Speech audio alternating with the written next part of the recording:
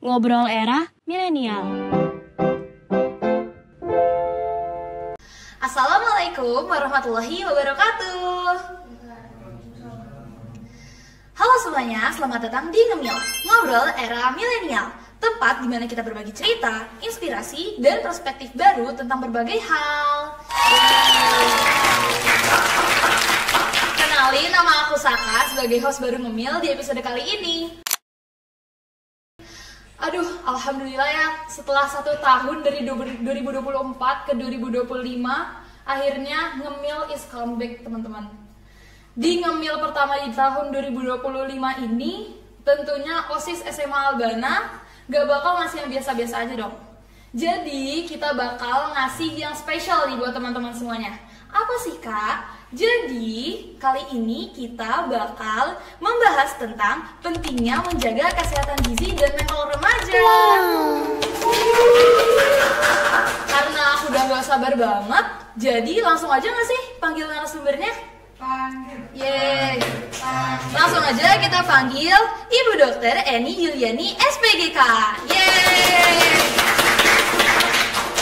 Silahkan dulu duduk, minum-minum dulu juga boleh. Ya. Assalamualaikum. Waalaikumsalam. Gimana Bu kabarnya? Baik? Baik, alhamdulillah. Alhamdulillah. Tadi perjalanan ke sini lancar? Macet nggak Bu? Lancar, alhamdulillah. Nggak macet? Tidak ada kendala. Oh, alhamdulillah. Berarti diridhoi oleh Allah buat ngikutin podcast Ngemil. Nah, mungkin supaya teman-teman yang di rumah semakin kenal nih Bu sama Bu Eni, mungkin boleh perkenalan dulu Bu. Perkenalan singkat aja nggak apa-apa.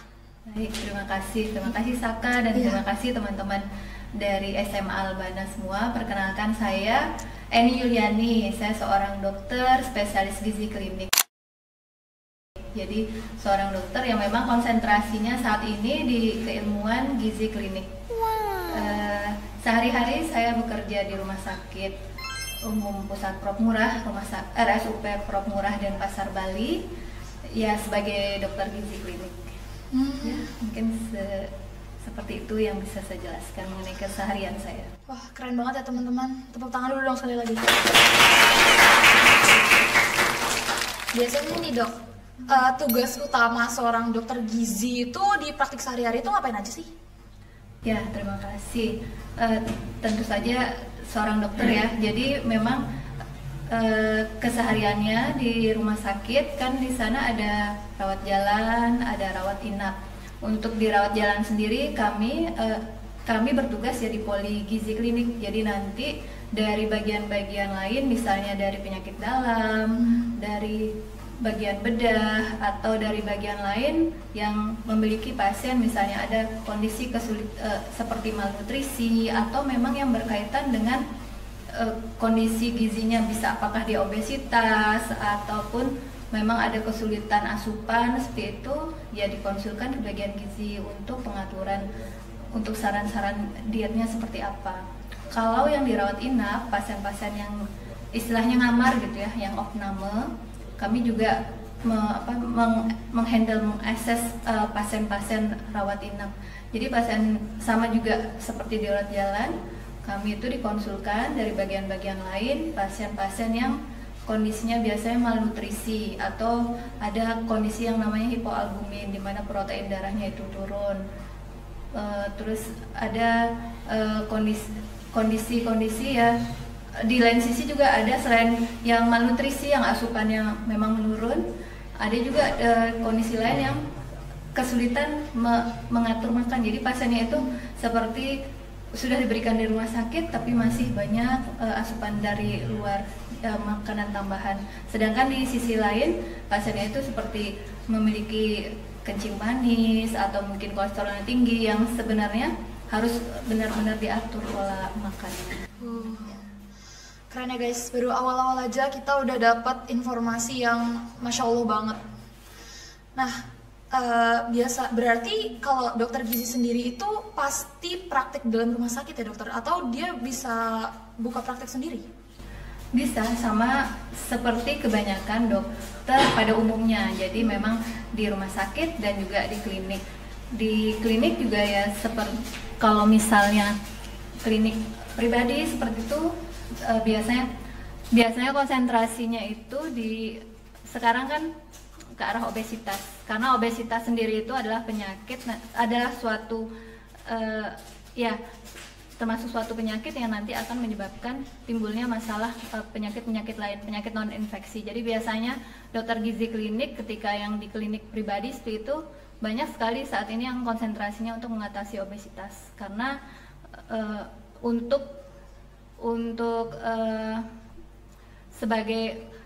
sebagai seorang dokter kita tidak hanya memperhatikan terapi, tapi jadi ada namanya promotif, yang pertama preventif, nanti kuratif, rehabilitatif, lalu promotif. Jadi ketika pasien itu obesitas atau berat badannya berlebih seperti itu, jadi kita sudah preventif dulu dari awal-awal sebelum terjadi masalah penyakit lebih lanjut lagi. Dari tadi kan Dokter Eni mention tentang obesitas. Nah, selain obesitas tuh kondisi medis yang paling sering banget di tangani sama dokter gizi, terutama sama Dokter Eni sendiri tuh apa sih selain obesitas? Kalau yang di rumah sakit tentu saja malnutrisi rumah sakit namanya. Jadi kan pasti tuh sering kalau orang sakit nafsu makannya turun kayak tuh, nggak mau makan, padahal udah dimarah-marah sama keluarganya, harus makan, kan lagi sakit harus makan banyak, padahal memang karena kondisi sakitnya itu sendiri terjadi perubahan di dalam tubuh seseorang itu. Jadi ada namanya sitokin atau zat-zat, jadi ketika seorang sakit itu terjadi inflamasi atau peradangan di dalam tubuh. Nah, peradangan itu nanti melepaskan zat-zat namanya sitokin proinflamasi, itu nanti yang akan mempengaruhi dari sistem saraf, terus nanti akan mempengaruhi ujung-ujungnya menurunkan nafsu makan seorang, terus nanti bisa merubah rasa di lidah, persepsi di lidah itu bisa berubah. Kan enggak jarang ya kalau kita misalnya ada yang sakit tuh namanya anyep gitu semua makanan, jadi dia nggak berasa, padahal kalau kita makan enak, tapi kalau yang sakit makan tuh nggak ada rasanya gitu. Itu ya bagian dari perjalanan penyakitnya. Jadi bukan karena pasiennya yang malas, tapi memang itu karena proses dari perjalanan penyakitnya. Nah, kalau di rumah sakit sendiri ya itu sering terjadi malnutrisi rumah sakit namanya. Kondisi malnutrisi. Jadi itu bisa disebabkan karena penyakit yang mendasari pasien itu. Nanti pasien jatuh ke dalam kondisi malnutrisi. Kondisi malnutrisi sendiri nanti itu akan memperberat dari penyakit yang dialami pasien, karena asupannya kan makin turun tuh, asupan turun nanti akan mempermudah proses infeksi. Jadi tadinya yang pasien misalnya hanya kayak kecelakaan seperti itu, tapi asupannya turun, nanti malah jadi bisa infeksi yang lain, bisa infeksi saluran nafas atau mungkin infeksi yang lain. Ya, seperti itu. Makanya dengerin teman-teman, kalau disuruh orang tua makan ya makan, jangan didiemin aja tuh makanannya, kasihan ibu kalian juga udah masak. Nah, biasanya kan kalau gangguan kesehatan gizi yang paling sering kita dengar itu kan kayak tadi obesitas sama diabetes ya dok. Biasanya kalau kasus obesitas sama diabetes ini tuh harus melalui harus konsultasi intens gitu sih sama dokter gizi? Sebaiknya ya kalau kami sarankan sih iya. Kenapa? Karena nanti kan dengan konsultasi dengan dokter gizi akan dipantau bagaimana itu progres dari pengaturan berat badannya dan progres perbaikan dari misalnya dia obesitas, nanti kan ada cek lab itu kan kita juga bisa menilai, oh ini ada perbaikan dari gula darahnya atau dari tanda-tanda yang lainnya dari hasil labnya. Jadi sebaiknya sih memang ya konsultasi, karena nanti kita tidak hanya obesitas itu tidak kita hanya nilai dari berat badan saja, berat badan dan tinggi badan. Jadi nanti ada alat yang bisa digunakan pada pasien-pasien, lalu nanti akan memunculkan hasil nilai komposisi tubuh. Jadi kalau obesitas sendiri itu kan didapatkan dari IMT, indeks massa tubuh atau body mass index gitu. Berat badan dibagi tinggi badan kuadrat, berat badan kilogram dibagi tinggi badan kuadrat dalam sentimeter. Nanti didapatkan itu nilai kalau misalnya obesitas itu di atas 25. Kalau overweight itu di atas 23. Nah, itu kan berdasarkan kasarnya aja. Jadi berdasarkan berat badan dan tinggi badan. Nanti kalau misalnya konsultasi dengan dokter gizi, kami arahkan menggunakan namanya alat BIA. Jadi di sana nanti lebih detail komposisi tubuhnya seperti apa. Bisa jadi kalau misalnya dari perhitungan berat badan, tinggi badan bisa memang obesitas, tapi kalau misalnya nanti dari komposisi tubuhnya itu ternyata komposisi tubuhnya tinggi otot, ya nggak apa-apa. Jadi sehat-sehat aja sih.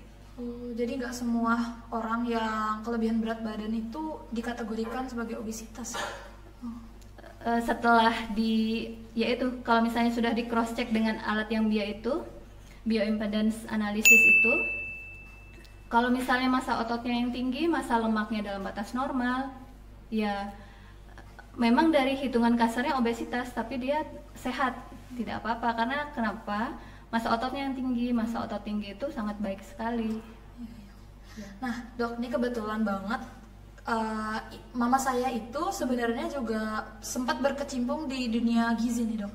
Jadi mama saya dulu kuliah di jurusan ahli gizi di salah satu universitas di Jakarta gitu. Nah, apa sih, Dok, perbedaan antara dokter gizi sendiri sama ahli gizi? Baik, kalau dari background pendidikan saja kan sudah beda ya. Kalau dokter gizi itu memang awalnya harus menjadi dokter dulu. Jadi ya kami dari sarjana kedokteran nanti menjalani profesi menjadi seorang dokter umum baru mengikuti pendidikan lagi menjadi seorang dokter spesialis.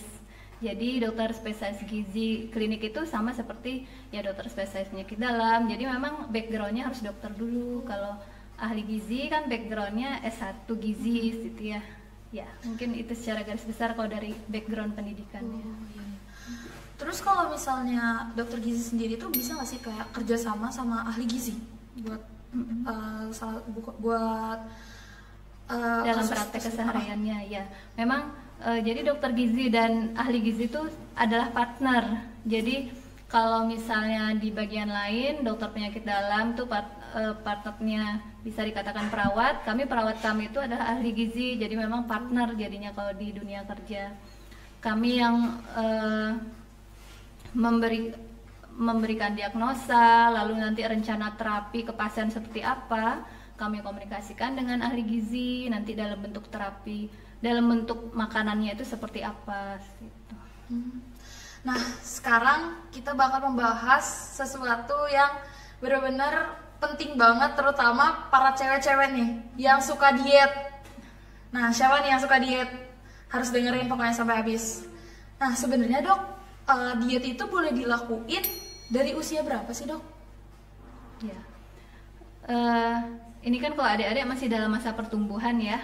Ya, jadi tetap harus pengaturan makan.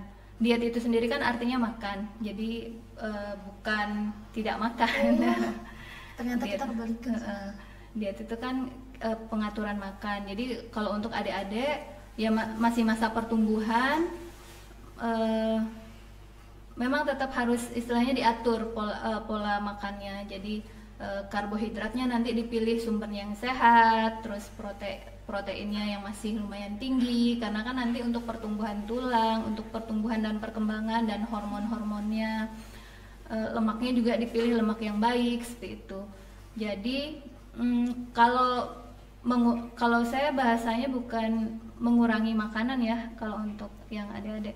Jadi istilahnya lebih mengatur. Nanti adik-adik pilih jangan makan yang junk food seperti itu, yang tepung tinggi seperti itu. Ya, lebih mengatur, tapi tetap harus karbohidrat, nasi seperti itu, atau bahan penukar lain. Nggak suka nasi, mau kentang silahkan, mau mie silahkan, tapi nanti diatur porsinya. Jangan nanti dalam satu piring mie semua tanpa ada protein, tanpa ada seratnya kayak gitu. Biasanya kesalahan yang paling sering dilakuin sama orang diet yang harus kita hindari itu apa sih, Dok? Kesalahannya yaitu tadi balik lagi di jumlah, jenis dan komposisi makanan. Dan biasanya yang diet itu kepinginnya berat badannya langsung cepat turun ya. Seminggu kepingin langsung 5 kilo, 10 kilo. Dari instan guys ya. Di dunia ini. Proses untuk berat badannya berlebih juga kan itu butuh waktu, nggak dalam sehari 2 hari. Nanti balik lagi pas untuk menurunkan juga seperti itu, kurang lebih seperti itu. Jadi tidak ada memang tidak ada yang instan. Nah itu yang harus di mindsetnya yang harus diluruskan, bahwa ya harus sabar jadinya ya. Yang dirubah itu pola hidup. Jadi biar bagaimana bisa terus menerus seperti itu gitu. Jadi nggak kepingin hanya untuk turun berat badan aja gitu, makannya langsung di-cut semuanya, saya hanya mau makan sayur aja sama buah gitu, tanpa ada yang lain, karena kepingin serat aja supaya energinya nggak terlalu tinggi, nggak tinggi kalori terus bikin kenyang. Jadi saya hanya kepingin sayur dan buah aja, itu benar-benar di-cut semuanya. Ya kita kan nggak mungkin makan terus-terusan makan buah dan sayur, ya kehidupan selanjutnya kan nggak mungkin itu. Jadi dalam mengatur diet untuk mengatur berat badan itu memang yang dirubah adalah pola hidup, lifestyle-nya. Jadi balik lagi tetap makan, tapi nanti diperhatikan jumlahnya, terus jenisnya, cara memasaknya, dan yang paling penting juga tidak hanya dari makanan saja kalau untuk mengatur berat badan, ada juga dari faktor stres, lalu dari aktivitas fisik seperti itu. Kalau misalnya kan pasti kalau misalnya diet ekstrim itu ada dampaknya kan dok di jangka panjang. Kalau misalnya udah kadung terkena dampaknya nih, apa solusinya sebagai ibu dokter gizi? Kalau diet ekstrim mungkin nggak mesti nunggu dampak jangka panjang kali ya. Sebentar aja sudah pasti lemas kayak gitu kan, lemas, tidak bertenaga. Terus kalau untuk yang pelajar pasti tidak fokus. Kenapa? Karena ya udah lapar, perutnya lapar, nggak bisa konsentrasi belajar gitu. Terus mengikuti kegiatan pembelajaran juga kan ya lemas, karena dalam keseharian itu kita kan memang ada namanya basal metabolic rate, kita ada butuh energi basal yang kita butuhkan untuk hidup gitu, kita tetap butuh. Jadi kalau misalnya diet ekstrim seperti itu jangka panjang, kalau saya nggak bilang jangka panjang, jangka pendek aja udah seperti itu, apalagi untuk yang masih remaja, masih belajar aktif. Kalau jangka panjangnya pasti nanti akan mengganggu pertumbuhan sama perkembangan. Kalau buat adik-adik kan perkembangan, kenapa? Karena di saat seperti ini kan adik-adik masih tumbuh, masih berkembang, benar-benar istilahnya krusial, membutuhkan zat-zat gizi yang makronutrien, mikronutrien, karbohidrat, protein, lemak, vitamin seperti itu kan tetap harus tercukupi.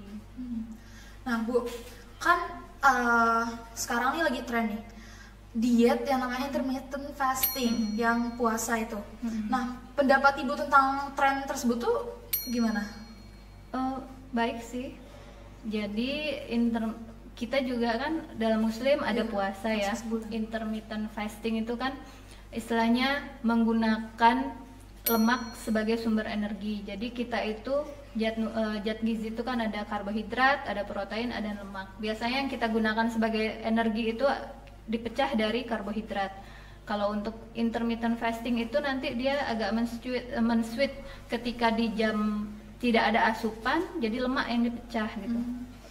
Baik sih, nggak apa-apa. Itu kan nanti diharapkan lemak-lemak yang berlebih di tubuh itu digunakan sebagai energi. Itu yang pertama. Lalu yang kedua, nanti diet itu sendiri itu dia untuk mengatur lambung kita, kapasitas lambung kita. Kalau kita biasa makan banyak, pasti kalau makannya sedikit kan lapar. Kenapa? Karena ya udah biasa banyak soalnya isi lambungnya. Nah, dari intermittent fasting itu nanti kan dia seperti melatih lambung kita supaya nggak terlalu banyak asupan, jadi kita nggak cepat lapar seperti itu. Nggak apa-apa, tapi tetap harus yaitu balik lagi.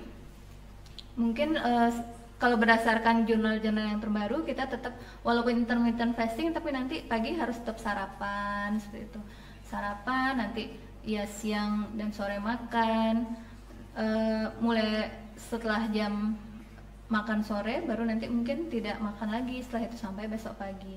Jadi intermittent fasting itu salah satu kendalanya memang untuk pemenuhan zat gizinya, karena di jam berbukanya kan ada, misalnya kalau intermittent fastingnya itu 16 jam gitu, kita jam berbukanya 8 jam.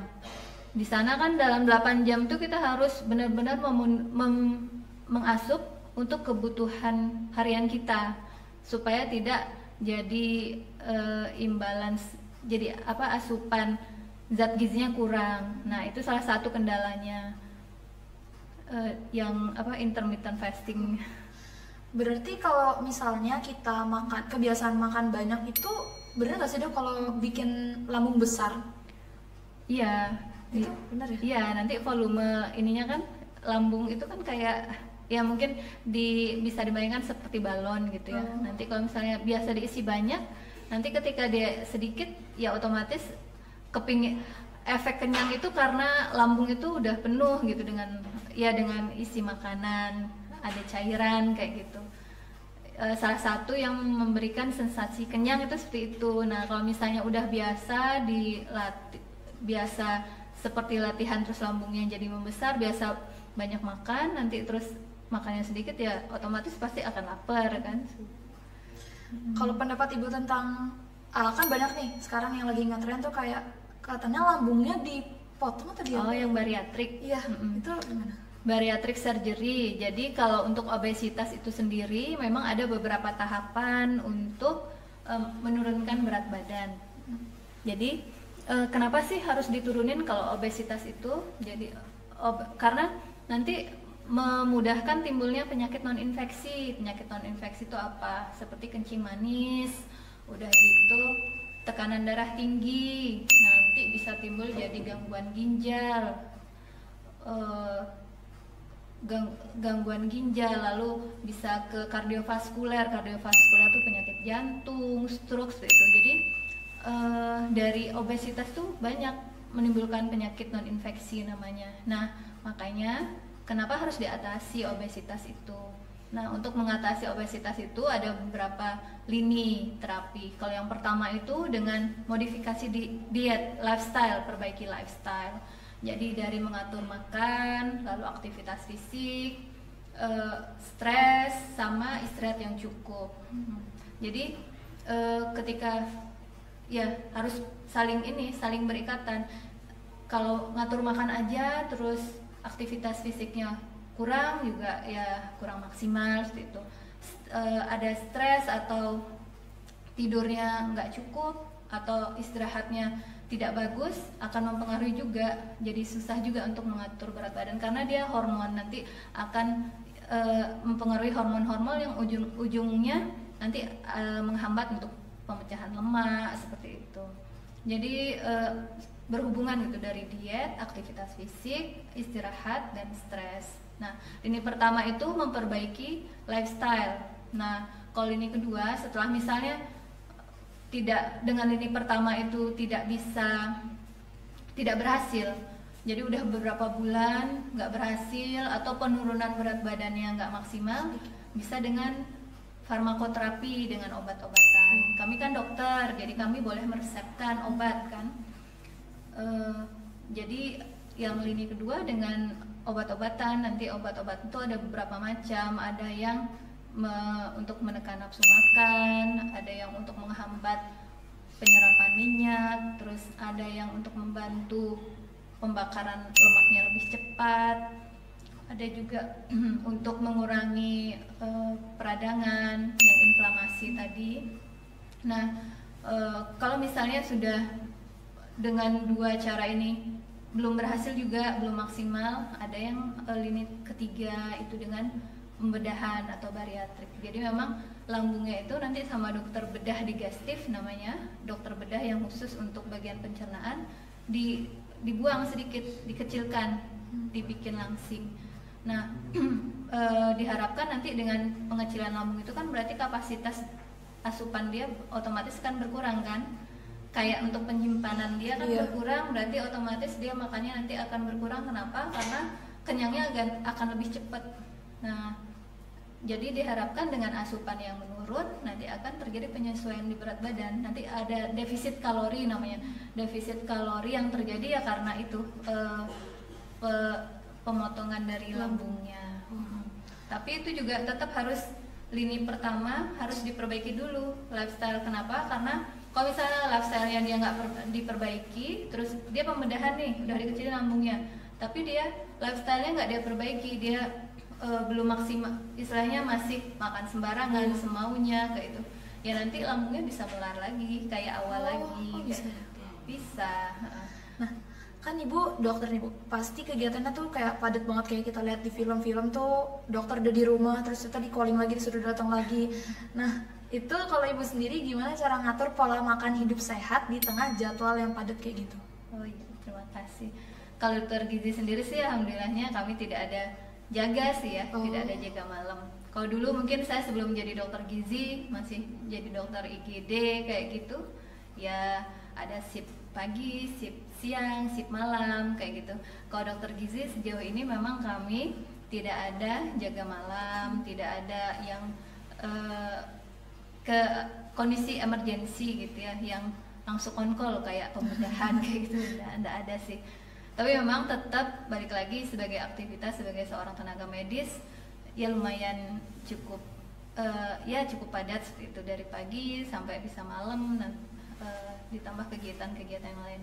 Kalau untuk mengatur pola makan,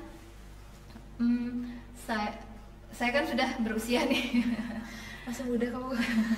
Jadi memang benar-benar ya memang harus dibiasakan juga untuk menghitung asupan yang biasa kita makan gitu, supaya kalau saya memang sekarang masih dalam tahap kepingin defisit kalori karena kepingin masih berat badannya masih kepingin diatur lagi. Makannya seperti biasanya saya pagi itu yang penting ngopi dulu, ngopi hitam tanpa gula, terus udah gitu sampai rumah sakit, nanti jam 9, jam 10 sampai rumah sakit aktivitas dulu sebentar, terus jam 9, 10 baru saya mulai makan. Nah itu karena pembiasaan saya menghitung kalori, menghitung asupan protein, jadi ya saya maksimalkan asupan kalori dan proteinnya itu, misalnya nanti pagi ini saya makan berapa nih proteinnya, nanti siang berapa. Kalau misalnya dari bentuk realnya agak kurang bisa memenuhi, saya biasanya pakai suplemen kayak gitu supaya ya nggak kurang. Nah, gimana nih cara ngatur pola makan bagi orang yang pengen diet supaya dia tuh nggak stres gitu loh dok, jadi dia tetap enjoy ngelakuin dietnya itu? Ya, yang pertama biasanya kalau misalnya ke dokter gizi nanti kami akan namanya merecall, jadi kebiasaannya dia, merecall asupannya dia sehari-hari seperti apa, kami jumlahkan semuanya. Jadi benar-benar seperti kami tanyain seperti buku harian gitu, makannya berapa banyak, lauknya apa aja, berapa banyak, nanti snacknya apa aja, detail kami tanyakan. Terus kebiasaan jenis makanannya itu apa, dari sana nanti baru bisa kita arahkan, harus seperti apa pasien ini, karena setiap pasien kan memiliki istilahnya senangnya beda-beda gitu. Jadi kalau saya berprinsip mengatur makan untuk defisit kalori itu tetap harus enak, nyaman di pasien, karena yaitu supaya pasien bisa enjoy. Kan ini perubahan lifestyle, bukan hanya untuk sesaat aja. Jadi ya itu namanya anamnesa. Kalau untuk yang mengatur berat badan ini ya lebih fokus ke ini ya recall asupan, kebiasaan makan dia berapa banyaknya seperti itu, nanti baru saya sesuaikan dengan kebutuhannya dia. Tadi kan kita udah bahas tentang dietnya, udah lumayan panjang kan. Sekarang kita bakal ngebahas ke inti yang selanjutnya, yaitu kesehatan mental.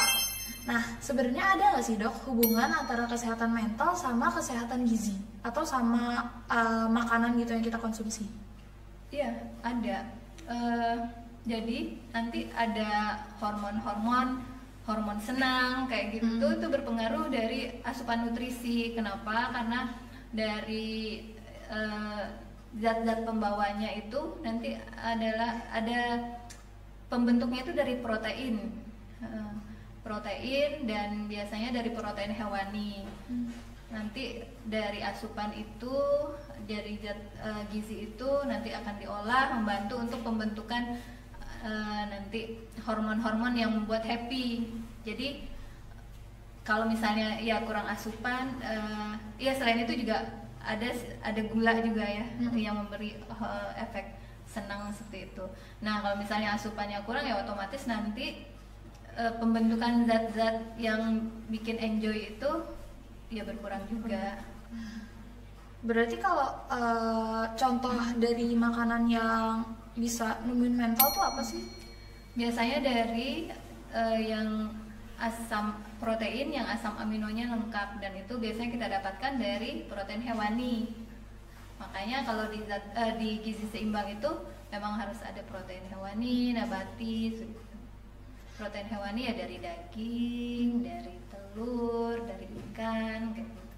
Kalau biasanya nih orang kalau misalnya lagi bad mood atau lagi putus cinta biasanya makan coklat itu. Iya, karena gula ya. Iya, gula. Berarti benar ya. Iya, memang ada efeknya. Nah, balik lagi itu seperti emotional eating ya. Balik lagi ke pengendalian mental seorang, si kejiwaan seorang. Jadi bagaimana dia bisa men-switch, kepingin makan gula banyak supaya ini, ya balik lagi ke ini, seseorang sih harus bisa men-switch, nggak boleh nih harus ini, ya harus dia bisa menahan diri sendiri. Terus biasanya tuh yang menyebabkan emotional eating tuh gimana sih dok? Dan cara ngontrolnya tuh kayak tadi kan kita harus balik lagi ke diri kita sendiri. Biasanya cara ngontrolnya tuh yang paling benar kayak gimana? Emotional eating tuh biasanya kan kalau sedih atau senang gitu ya, dua-duanya bisa jadi makan banyak. Lagi happy banget makan-makan, atau lagi sedih banget juga jadi peliharannya makan. Yang pertama ya memang harus kita yang bisa mengontrol diri kita. Ini udah banyak nih gitu. Terus kalau misalnya nggak mampu ya kalau ke kami, ke dokter gizi, nanti kami bantu dengan obat untuk menurunkan nafsu makan. Dan yang penting kausanya, penyebabnya dia kenapa. Kalau misalnya itu memang butuh penanganan lebih lanjut, bisa ke psikiatris gitu atau ke psikolog. Jadi kan kita mengobati itu penyebabnya, tidak hanya yang gejala yang tampak aja yang kita atasi, tapi penyebabnya juga harus penting diatasi. Ada nggak sih dok kayak pola makan yang paling cocok buat pelajar supaya bisa meningkatin konsentrasi sama fokus kita? Ya, makan tetap kalau gizi seimbang ya istilahnya. Gizi seimbang itu nanti diperhatikan jam makannya, terus jenis makanannya, banyak makanannya. Gizi seimbang sendiri itu ada dari sumber protein, zat gizinya dari makro, mikro. Jadi karbohidrat, lemak, protein, vitamin, mineralnya harus tercukupi semua. Nanti harus ada dari sumber zat gizi protein hewani, nabati, lalu serat kayak gitu. Jadi tetap makan 3 kali. Nanti adik-adik makan, ada nasi, ada isi lauknya ada hewani, nabati kayak gitu, sayur. Nanti jam snack juga tetap makan yang sehat. Nanti bisa bisa susu kah atau cemilan yang mengandung protein tinggi gitu. Dan ya sarannya sih tetap harus sesuai jam makannya ya teratur seperti itu. Jadi nanti menghindari efek dari lapar kayak gitu kan. Lapar nanti nggak konsen. Terus kalau misalnya nggak bagus asupannya, protein yang kurang, bisa nanti jadi anemia kayak gitu. Anemia sendiri nanti kan darah itu dia berfungsi membawa oksigen kan, oksigenasi. Nanti kalau otaknya kurang oksigen, lemot kayak gitu. Iya. Terus lagi masa pertumbuhan juga, sel-sel otak kan masih tumbuh nih, adik-adik masih tumbuh nih, walaupun sudah umur segini kan masih tumbuh terus. Kalau misalnya asupan nutrisinya kurang ya nanti sel-sel sarafnya tumbuhnya nggak maksimal. Jadi nanti kemampuan belajarnya, kognitifnya juga akan terpengaruhi. Nah dok, biasanya kan kayak kita seorang pelajar, saya juga itu kalau misalnya lagi ada tekanan akademik itu suka susah tidur dok. Nah ada nggak sih pola makan yang bisa ngebantu gitu kalau misalnya kita lagi susah tidur kayak gitu? Susah tidur berarti malam-malam ya. Iya. Balik lagi, kenapa nih harus dicari lagi? Kalau saya sih lebih saran cari dulu penyebabnya. Kenapa ujiannya susah? Berarti mungkin belajarnya nggak dicicil. Ya, kalau untuk kami sih pola makan tetap itu proteinnya aja yang nggak boleh kurang. Kalau soalnya jangan berpikir hanya takutnya nanti banyakin serat aja gitu, proteinnya kurang. Enggak, tetap harus proteinnya banyak. Jadi kalau saran saya sih ya tetap makan seperti biasa, makan ya nasi, pokoknya proteinnya jangan kurang, ada sumber seratnya. Nanti jam snacknya cari yang protein tinggi kayak gitu. Ya olahraga juga tetap harus olahraga. Terus kalau misalnya stres kayak gitu ya lebih dicari faktor stresnya dari apa, penyebabnya apa. Tapi kalau misalnya memperbaiki dari makan, terus aktivitas fisiknya diperbaiki, biasanya nanti pasti tidurnya bisa lebih nyenyak. Nah ini kebalikan dari yang tadi nih dok, yang tadi pengen tidur, yang ini malah nggak pengen tidur. Jadi dia tuh malah lebih sering konsumsi kafein kayak dari kopi atau minuman energi supaya dia tuh bisa begadang kayak misalnya buat belajar atau melakukan hal lain. Itu sebenarnya aman nggak sih dok? Ya tentu aja enggak ya. Kan kita istirahat itu disarankan paling bagus tuh 8 jam sehari. Kalau ya berdasarkan yang saya baca gitu mungkin 7 jam lah minimal, tapi yang lebih bagus tuh 8 jam katanya. Di dalam bacaan itu, dalam jurnal itu, kalau misalnya kurang dari tidur istirahatnya tidak maksimal, tidak sebanyak yang disarankan itu, angka kematiannya lebih tinggi gitu. Nah balik lagi, kenapa dia begadang? Kenapa mesti melek gitu ya? Kalau belajarnya berarti yang harus diperbaiki, jangan sistem kebut semalam kayak gitu. Ya lebih ke arah etiologinya sih yang harus diperbaiki. Kalau untuk konsumsi kafein itu nanti dia kan ningkatin detak jantung kayak gitu. Jadi berdetak jantung nanti. Kalau misalnya minuman energi berlebih juga nanti akan merusak ke penyakit pembuluh darah. Biasanya sering tuh kalau orang-orang yang sakit ginjal tuh awalnya karena konsumsi minuman energi yang berlebihan. Kalau misalnya buat pelajar tuh ada nggak sih dok kayak vitamin atau suplemen yang direkomendasikan buat mendukung kesehatan mental dan kinerja akademik? Kalau suplementasi itu kan istilahnya tambahan ya. Kalau saya sarannya sih pokoknya dari makanan utama. Makanan utama itu yang tadi saya bilang jangan kurang protein aja. Proteinnya jangan harus kombinasi. Ada nabati, ada hewani seperti itu.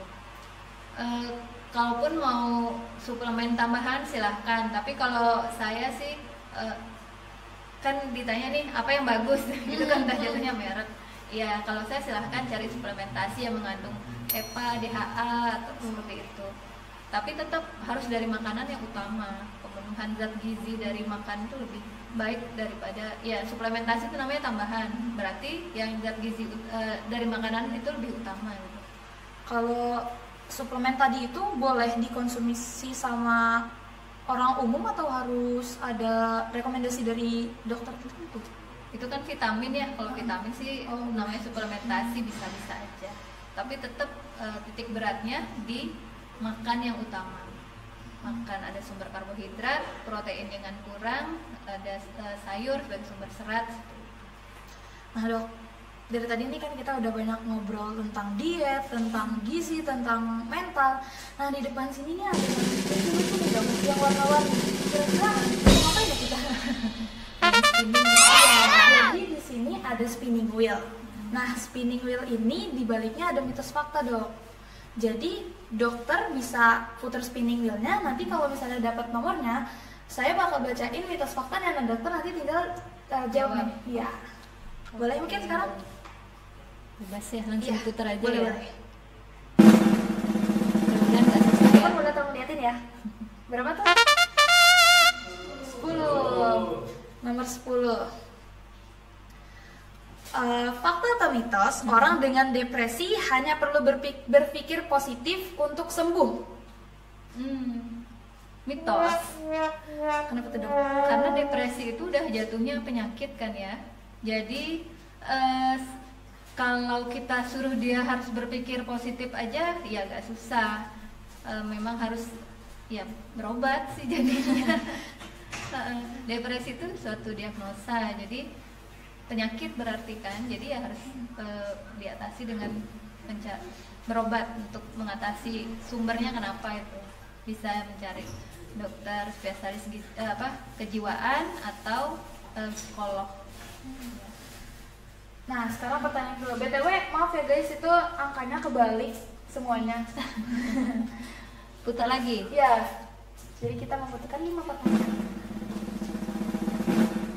Nomor berapa?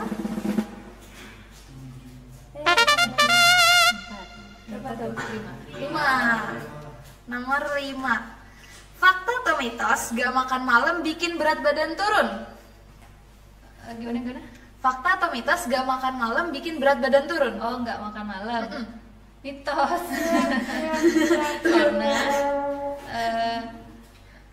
ya kalau misalnya nggak makan malam tapi asupan hariannya itu banyak banget, ya tetap aja dia istilahnya kalorinya kelebihan kalori. Jadi kelebihan energi yang dibutuhkan. Misalnya kayak saya hanya 1.500 kilokalori, tapi siang itu saya sudah mengasup sekitar 2.000 kilokalori. Walaupun saya nggak makan malam ya tetap aja nanti bisa jadi gendut. Tuh dengerin, berarti nggak makan malam itu nggak nentuin kalau misalnya dia bakal turun berat badannya. Yang ketawa-ketawa di belakang tuh.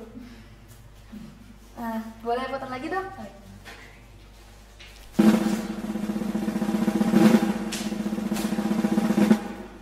Nomor 6. Fakta atau mitos, rutin minum americano jadi salah satu diet yang efektif menurunkan berat badan. Benar nggak dong? Mitos kayak americano-nya pakai gula ya. Kalau nggak pakai gula berarti Enggak juga sih, dia balik lagi tadi, americano itu kan kopi hitam ya. Iya. Espresso ditambahin air lagi kan, jadi memang dia kalorinya hampir nol ya. Ada mungkin kalorinya tapi sedikit sekali. Tapi balik lagi nanti ke bagaimana diet harian kita. Kalau misalnya paginya americano tapi nanti siangnya Kentucky, malamnya apa lagi tuh kue tiaw atau apa yang bisa lebih dari kebutuhan hariannya, ya tetap ya gemuk juga. tadi udah yang keberapa ya? 3. Nah, saking seriusnya dengerin jadi lupa nih. Mungkin boleh lagi 2 kali lagi.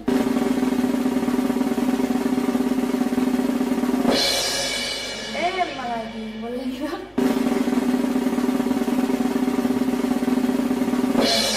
Kok kayaknya suka ya Bapak? Berapa sih?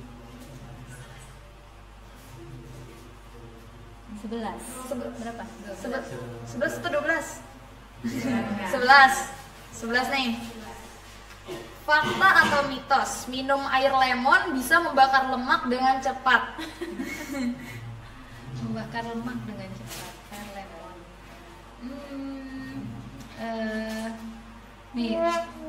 Membakar lemak dengan cepat. Mitos itu. Kalau misalnya minum air aja terus dia nggak aktivitas fisik, gimana mau bakar lemaknya ya? Bener. Iya. 5 lagi. Aduh, ini suka nih kayaknya di semua. Berapaan? Fakta atau mitos, makan makanan serba putih bikin kulit jadi putih dan bersih? Ayo, bener nggak? siapa yang mau jawab? Yang mau jawab siapa? Nah, kan ini kan sering dengerin dok kalau misalnya orang mau nikah tuh disuruh putih, makan putih-putih, itu benar nggak sih Itu dok? mah makan nasi aja kayak nggak pakai lemak. Ya pasti enggak lah, nggak benar ya. Mitos juga itu. Dari tadi kita dapat mitos terus. Nah, Nah, sekarang nih bukan OSIS SMA Albana, bukan ngemil kalau misalnya kita nggak yang banyak gimmicknya nih. Di depan sini ada yang imut-imut lagi nih, ada keranjang kecil. Nah, jadi ini isinya ada pertanyaan-pertanyaan dari teman-teman Sivitas Albana. Jadi kita bakal ngambil kurang lebih 5 pertanyaan. Siap dokter? Boleh. Saya buka ya dok. Pertanyaan pertama dari @exponce9. Kenapa ya kak udah makan sama ngemil tapi gak nambah BB-nya? Kenapa dok? Masih usia ini ya? Iya remaja masih ya? seumuran kita. Diperhatikan lagi makannya seberapa banyak. Jadi yaitu kalau saya dokter gizi atau mungkin mamahnya adik yang ahli gizi kayak gitu, kami sudah terbiasa menghitung asupan kalori kayak gitu. Nanti mungkin belajar dihitung asupan kalori hariannya berapa. Karena makan itu nggak hanya makan aja, nggak hanya udah makan gitu. Misalnya pagi hanya 2 sendok, nanti siangnya 3 sendok, atau memang nasinya kayak satu centong tapi nanti lauknya kurang, atau ya itu balik lagi pokoknya masih tidak mencukupi kebutuhan harian dia, atau jadi pas-pasan, mungkin kebutuhan hariannya dia hanya sekitar 2000, dia memang asupannya 2000, ya nggak mungkin nambah berat badannya. Iya. Gerak sendiri. Kayaknya ada yang tuh udah terjawab ya kakak @exponce9. Nah sekarang pertanyaan kedua dok. Wah ya, jeng jeng jeng jeng jeng jeng. Dari @alia Jauza. Dari Kayak kenal. Kayak kenal siapa ya? Diet yoyo itu gimana sih dok? Ya, diet yoyo itu jadi ada istilah, misalnya seseorang itu udah mengatur berat badan, mengatur pola makannya. Jadi ada satu titik seseorang itu sudah berat badannya sesuai yang dia inginkan, ideal, tapi jadi ada mekanisme tubuh ketika berat badan kita turun itu nanti istilahnya tubuh itu seperti kelaparan karena dia merasa saya ini kurang asupannya karena berat badannya turun gitu kan, berat badannya turun, jadi ini harusnya saya nggak segini gitu, jadi ada penyesuaian lagi. Nah nanti di sana ada satu itu yang pertama. Terus yang kedua juga berat badan turun berarti kebutuhan tubuh itu seharusnya memang jadi turun juga, hanya di satu sisi mungkin belum ya asupannya belum terlalu disesuaikan dari yang diet itu. Jadi merasa kelaparan, jadi di satu titik memang berat badannya turun, tapi nanti dengan tidak mengatur pola makan bisa jadi berat badannya itu balik lagi ke yang awal atau lebih berat lagi dari yang sebelumnya. Nah, jadi yoyo kan naik turun kayak gitu istilahnya. Ini ilmu baru juga nih buat aku dan mungkin teman-teman yang lain juga. Mungkin kita lanjut ke pertanyaan selanjutnya dari kakak @nevlin F. Izin bertanya dok, apa tanggapan dokter tentang carnivore diet? Adakah benefit dan efek sampingnya? Nah ini saya dulu asing juga nih, apa carnivore diet dok? Carnivore apa? Carnivore tuh ya makan daging aja ya, kayak raw, jadi hanya makan daging-dagingan aja gitu. Jadi sumber karbohidratnya minimal sekali. Jadi sehari-hari itu emang banyaknya daging. Ya balik lagi, dalam kebutuhan harian itu kan kita memang butuh karbohidrat, lemak, protein, serat, cairan. Nanti kalau misalnya terlalu hanya yang tinggi dari lemak, dari daging-daging aja, jadi proteinnya tinggi, di satu sisi juga daging itu kan nanti lemaknya tinggi, jadi nggak seimbang gitu. Sumber karbohidratnya ya tidak tercukupi, sumber energinya kurang. Dari makanan, dari daging itu, dari protein yang dari daging tuh memang nanti bisa juga sih dipecah sebagai sumber energi. Namun ya tetap aja sebaiknya gizi seimbang itu tetap dari karbohidrat, protein dan lemak dengan takaran biasanya kalau karbohidrat tuh 55%, nanti protein sekitar 17 sampai 20%, nanti terus lemak 30 sampai 35% seperti itu. Jadi memang tetap kalau yang disarankan sih tetap gizi seimbang seperti itu. Gitu, udah terjawab ya kakak Nevlin F. Nah, lanjut pertanyaan keempat dong. Apa ya? Dari kakak @safira_kalsum. Apa yang diproses tubuh kalau merasa ngantuk berat setelah makan banyak? Terima kasih. Ya, terima kasih. Jadi makanan itu sendiri memang dia menghasilkan energi. Ketika di metabolisme nanti dipecah itu menghasilkan energi. Namun jangan lupa ketika makanan itu diproses dia juga mengambil oksigenasi. Jadi kalau kata orang tuh nanti oksigennya ke perut ya memang itu yang terjadi gitu. Jadi ada pengalihan oksigenasi ya itu. Jadi mungkin lebih fokus ke perut untuk mencerna makanannya. Jadi oksigenasi yang ke lain-lainnya agak turun, jadi efeknya yang mengantuk. Nah, lanjut kita ke udah berapa ya? 1, 2, 3, 4. Satu lagi, pertanyaan terakhir.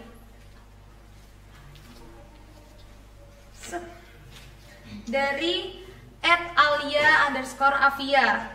Tips menguruskan berat badan untuk remaja yang masih sehat dan aman untuk jangka panjang. Apa nih dok? Ngapain ngurusin ya kalau misalnya masih berat badan ideal. Ya remaja masih masa pertumbuhan, perkembangan, pokoknya jangan terlalu jadi korban ini ya, ikutan tren gitu. Tips sehatnya yang tadi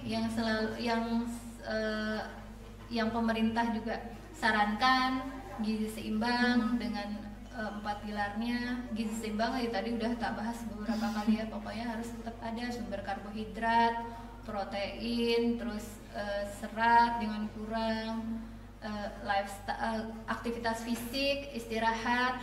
Ya tentu saja tetap harus memantau berat badan juga kan, supaya tidak berlebih yang tadi indeks massa tubuhnya tidak berlebih.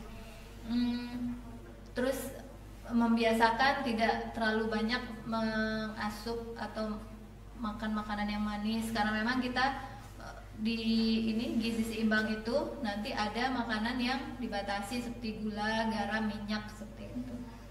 Ya kalau untuk tips sehatnya tetap makan dengan pola gizi seimbang. Sudah terjawab ya kak? Ya, tepuk tangan dulu dong, semuanya udah dijawab. Terima kasih juga buat teman-teman yang udah ngirim-ngirim question box kemarin. Itu sangat membantu kita banget. Tepuk tangan dong buat teman-temannya lagi. Yeay. Nah dokter, kita nih dari tadi udah banyak diskusi, udah bermenit-menit juga. Kayaknya sekarang udah waktunya deh dok kita buat berpisah sama teman-teman yang ada di sana. Nggak terasa ya? Iya nggak terasa banget, udah lama banget kita ngobrol-ngobrol di sini. Alhamdulillah bermanfaat banget nih dok informasi-informasinya. Terima kasih banyak dokter. Terima kasih banyak juga sudah diundang untuk sharing-sharing informasi mengenai kesehatan dan gizi. Ya tepuk tangan lagi dong. Dan kita tepuk tangan aja di sini. Ya. Sedih sih rasanya kita harus berpisah dokter. Semoga di kesempatan lain kita bisa bertemu lagi mungkin dengan host yang baru, atau mungkin masih saya lagi, nggak tahu, atau kita ketemu di tempat lain juga. Ya mungkin sekian dulu ngemil kali ini, kurang lebihnya mohon maaf. Saya Mahira Sakala Dana undur diri. Wassalamualaikum warahmatullahi wabarakatuh.